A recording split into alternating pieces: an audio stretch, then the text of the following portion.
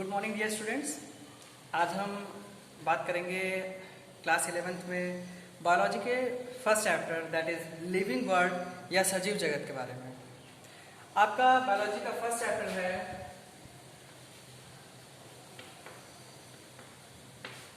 Living world, living world या फिर सजीव जगत। आपको इस चैप्टर से रिलेटेड एक वीडियो पहले भी मिल चुका है और उस चैप्टर में आपकी उस वीडियो में जो भी पार्ट्स बचे थे उनके साथ साथ आज हम इस चैप्टर के ओवरऑल व्यू देखेंगे। हम इस चैप्टर की ओवरऑल स्टडी करेंगे, क्या क्या हमको इस चैप्टर में पढ़ना है। जैसा कि हमको नाम से पता चलता है कि लिविंग वर्ल्ड या सजीव जगत में हमें सजीवों के बारे में अध्ययन करना है, हमें लिविंग वर्ल्ड के बारे में या लिविंग थिंग्स के बारे में स्टडी करना है। पहली चीज़ तो हमें ये चीज़ पता होना चाहिए what are actually living beings. कौन सी चीज़ें हैं जो जीवित वस्तुएं हैं, कौन सी हैं जो निर्जीव हैं। अगर कोई भी चीज़ देखते हैं हम, जैसे नॉर्मली अगर हम एक चौक देखें और देख कर हम बता देते हैं कि ये निर्जीव है, लेकिन कैसे? हमें पता तो है कि कौन सी चीज़ सजीव है लेकिन कौन सी निर्जीव है, लेकिन एक्चुअली क्या होता है कि हमें कैसे पता चलता है कि हम जो चीज़ों की बात कर रहे हैं वो लिविंग है या नॉन लिविंग है। ठीक है, तो इसके लिए हमें कुछ कैरेक्टर्स को देखना पड़ेगा। कुछ कैरेक्टर्स होते हैं लिविंग्स में जो पाए जाते हैं और नॉन लिविंग्स में नहीं पाए जाते हैं। तो इस प्रकार से उन कैरेक्टर्स को स्टडी करने पर हमें पता चल जाएगा कि एक्चुअली लिविंग बीइंग्स क्या होते हैं और क्यों they are differ from that of non living things. Okay, so उन कैरेक्टर्स की अगर हम बात करें तो बेसिकली जो लिविंग बीइंग्स होते हैं, अगर हम डेफिनेशन देखें, livings are those organisms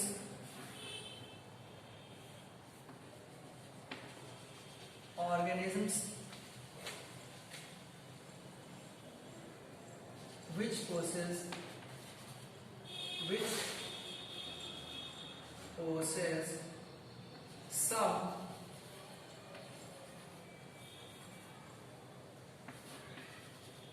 unique characters।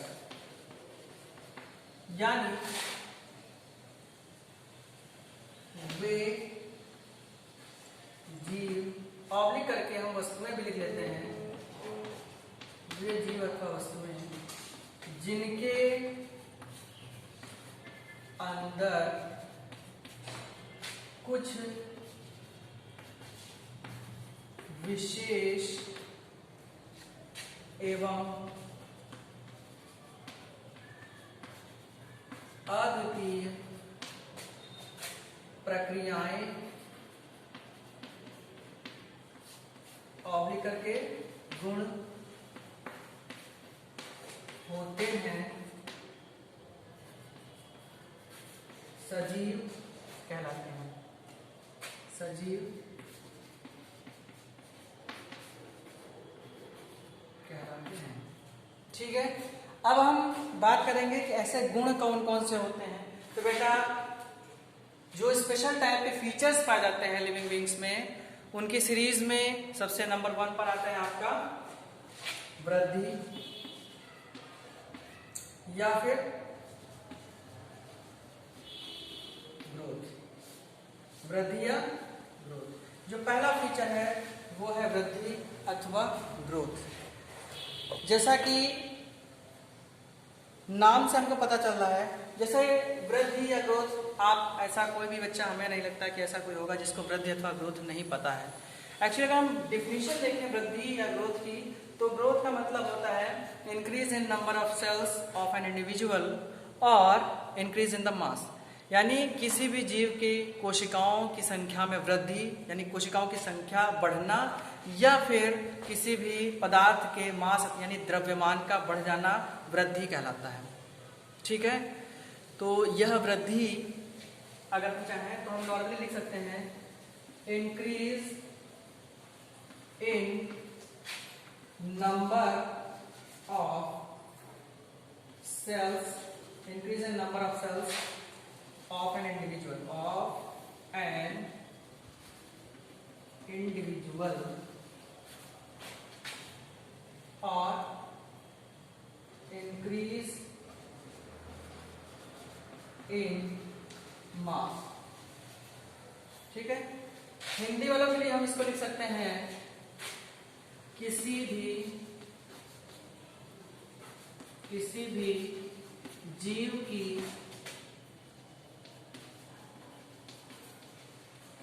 कोशिकाओं की संख्या में अथवा द्रव्यमान में बढ़ोतरी क्या कहलाएगी? वृद्धि। ठीक है, increase in number of cells of an individual oblique increase in mass. किसी भी जीव की कोशिकाओं की संख्या में अथवा उसके द्रव्यमान में बढ़ोतरी। तो जीव भी हो सकता है, कोई पदार्थ भी नॉर्मली हम कह सकते हैं। तो हम अगर ग्रोथ देखें तो ये increase in number of cells होता है लिविंग्स के केस में। ठीक है, एक्चुअली मतलब मेन बात क्या है कि एक तरीके से हम देखें तो जो ग्रोथ होता है वो हमको परिभाषित नहीं करता है, यह हमारे अंदर पाया जाने वाला एक फीचर ही है बस। ठीक है, यह हमारे अंदर पाया जाने वाली एक क्वालिटी है, लेकिन यह हमको कभी परिभाषित नहीं करता है। Means this is not a defining character of living beings. अब ये परिभाषित करना और डिफाइनिंग कैरेक्टर क्या हुआ, मतलब क्या है? ग्रोथ लिविंग बींग्स में पाया जाता है, लेकिन क्या ग्रोथ सिर्फ लिविंग बींग्स में ही पाया जाता है, अदर कहीं नहीं पाया जाता है? नॉन लिविंग ग्रोथ नहीं करते हैं, ये गलत है। यानी ये जो ग्रोथ होता है, वृद्धि होता है, वो लिविंग बींग्स का एडिशनल फीचर्स तो है, लेकिन यह डिफाइनिंग फीचर नहीं है। क्लियर?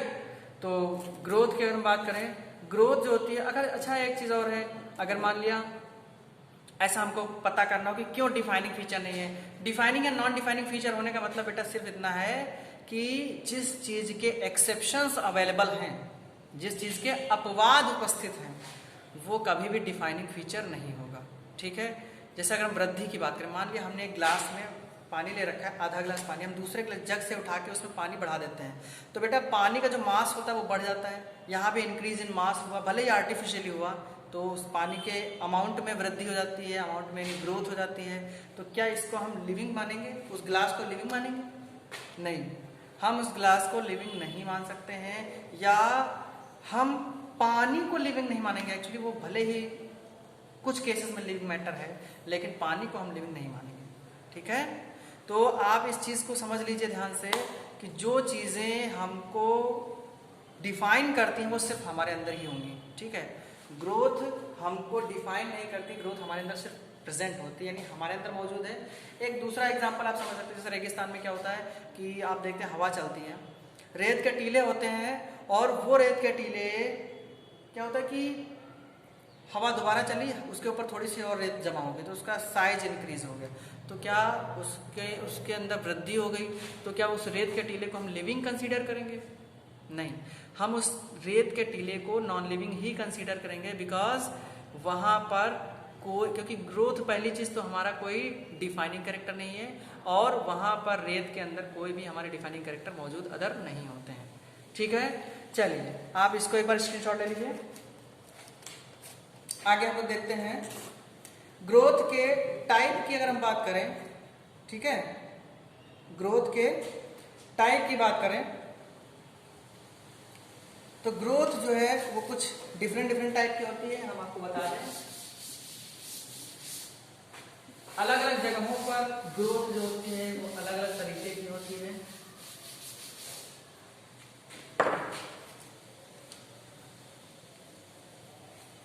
ग्रोथ, पहला केस है इनडिटरमिनेट।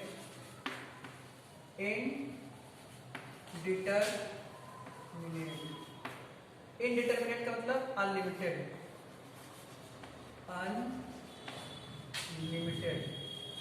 ठीक है, जिसको अनियमित कहें।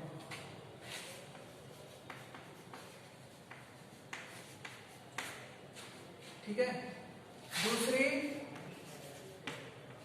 डिटर्मिनेट टाइप या लिमिटेड ग्रोथ। बेटा लिमिटेड तो हम लोग बोलते हैं, सॉरी यहाँ पे अनियमित नहीं, असीमित होगा, असीमित, और यहाँ पर लिमिटेड सीमित। असीमित जो ग्रोथ होती है वो बेटा होती है प्लांट्स में, ठीक है, प्लांट्स में असीमित ग्रोथ होती है, थ्रू आउट द लाइफ बढ़ते रहते हैं। और सीमित ग्रोथ जो होती है वो एनिमल्स में होती है, ठीक है। दूसरे टाइप की अगर हम बात करें,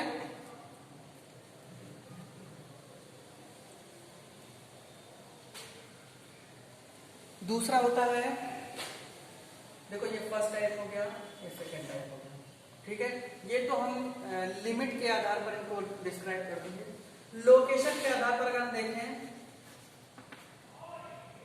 लोकेशन के आधार पर, तो लोकेशन के आधार पर होती है फिर दो तरीके की, लोकलाइज्ड और नंबर 2 डिफ्यूज्ड। लोकलाइज्ड का मतलब बेटा हिंदी वाले समझ लें, किसी भी जगह पर अगर स्पेशल ग्रोथ हो रही है तो वहां पर हम लोकलाइज्ड फॉर्म बोलते हैं।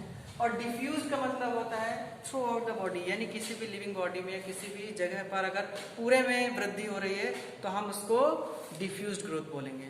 बेटा लोकलाइज्ड का एग्जांपल है, आपने क्लास 9th में हिंदी मीडियम वालों ने विभज्योतिकी ऊतक पढ़ा होगा, बायोलॉजी में 2nd चैप्टर में, ठीक है। और आप लोगों ने फर्स्ट ईयर में भी पढ़ा है, एक्चुअली फर्स्ट ईयर, सॉरी आप लोग फर्स्ट ईयर में नहीं है तो फर्स्ट ईयर में भी आप लोगों ने नहीं पढ़ा है। आपके में आएगा प्लांट टिश्यू, एनिमल टिश्यू और प्लांट टिश्यू दो पढ़ेंगे, तो प्लांट टिश्यू में विभज्योतिकी ऊतक पढ़ेंगे आप लोग चैप्टर 4 में, 3rd सॉरी, ठीक है। तो लोकलाइज्ड जो होता है वो प्लांट्स में विशेष प्रकार का ऊतक होता है जिसको हम लोग मेरिस्टेमेटिक टिश्यू या फिर विभज्योतिकी ऊतक बोलते हैं। और यह ऊतक पौधों में वृद्धि के लिए जिम्मेदार होता है, लेकिन कुछ ही लोकेशंस पर पाया जाता है। तो हम लोग इसका क्या एग्जांपल लिखेंगे, प्लांट मेरिस्टेम, ठीक है। बेटा हिंदी वाले वीडियो पॉज करके आप ले लीजिए पादप विभज्योतिकी ऊतक, पादप विभज्योतिकी ऊतक, इसका एग्जांपल है लोकलाइज्ड का। डिफ्यूज का आप नॉर्मली एनिमल्स डाल लीजिए, हमारे पूरे शरीर में जब वृद्धि होती है तो पूरे शरीर में एक साथ होती है, वो किसी विशेष पार्ट में नहीं होती, ठीक है। इतना सबको समझ में आ गया? इतना सबको समझ में आ गया? चलिए आप इन चारों फॉर्म्स को नोट कर लीजिए।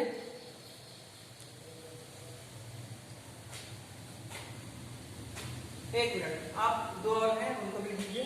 देखिए ये हो गए दो जो टाइप है, वो सीमा के आधार पर हो गए, मतलब लिमिट के आधार पर हमने दो टाइप की ग्रोथ देखा, इनडिटर्मिनेट जो अनलिमिटेड हो, डिटर्मिनेट जो लिमिटेड हो, लोकलाइज्ड लोकेशन के आधार पर हमने देख लिया।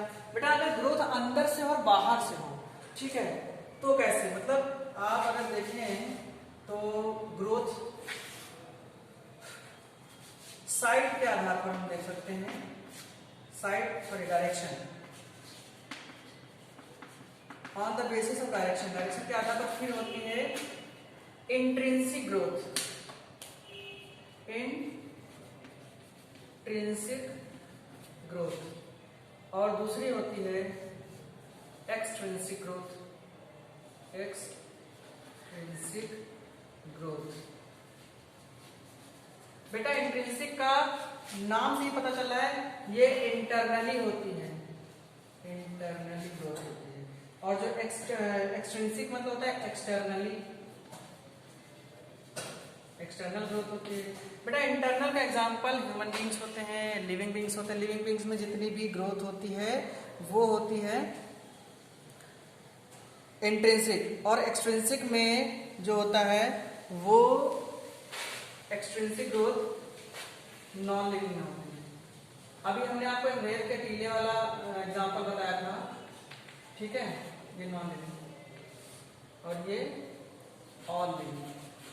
बेटा रेत के टीले में अगर हम देखें, उसके अगर रेत के टीले में कोई वृद्धि होती है तो वृद्धि कब होगी, जब उसके ऊपर कोई और रेत आके डिपॉजिट हो जाएगी। तो जब रेत आएगी तो उसके ऊपर से होगी ना, यानी ये ग्रोथ कहाँ से, बाहर से। लेकिन अगर हमारी बॉडी का साइज बढ़ता है, हमारा कद बढ़ता है, हाइट बढ़ती है, तो वो अंदर से बढ़ती है बाहर की तरफ। ठीक है, यहाँ पे कोई भी एक्सटर्नल ग्रोथ नहीं होती, यहाँ पे इंटरनल ग्रोथ होती है living being. Clear? I hope कि इतना सब कुछ आप लोगों को क्लियर हो गया होगा। तो बेसिकली ये तो थे टाइप ग्रोथ के, वृद्धि के।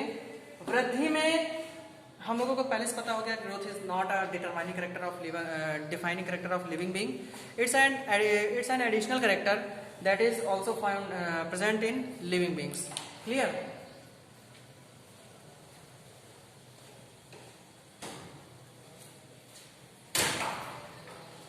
तो अब हम क्या करते हैं कि आप लोग इसका एक स्क्रीनशॉट मार लीजिए। ठीक है, चलिए हम लोग बढ़ते हैं नेक्स्ट कैरेक्टर की तरफ, जो नेक्स्ट कैरेक्टर है that is present in living beings.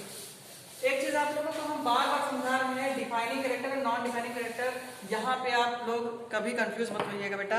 Defining characters का मतलब होता है ऐसे कैरेक्टर्स जो हमको परिभाषित करें, यानी अगर वो हैं तो हम जीवित हैं, अगर वो नहीं है मतलब जीवित नहीं है। ठीक है, लेकिन ऐसे कैरेक्टर जो हमारे अंदर कर नहीं भी पाए जा रहे हैं, हमारा सर्वाइवल हो रहा है, उनको हम कभी भी डिफाइनिंग कैरेक्टर नहीं बोलेंगे, उनको एडिशनल कैरेक्टर बोलेंगे, उनको सामान्य लक्षण बोलेंगे।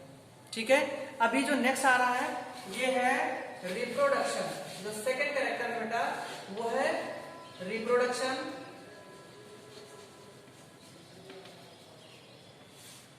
रिप्रोडक्शन को हम लोग हिंदी वाले लिखते हैं प्रजनन, कभी कभी जनन भी आपने पढ़ा होगा। बेटा प्रजनन क्या होता है बताएंगे? What is reproduction?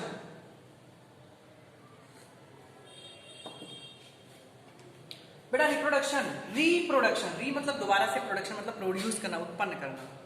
प्रजनन अपने जैसा प्रोड्यूस करना, जनन मतलब उत्पन्न करना।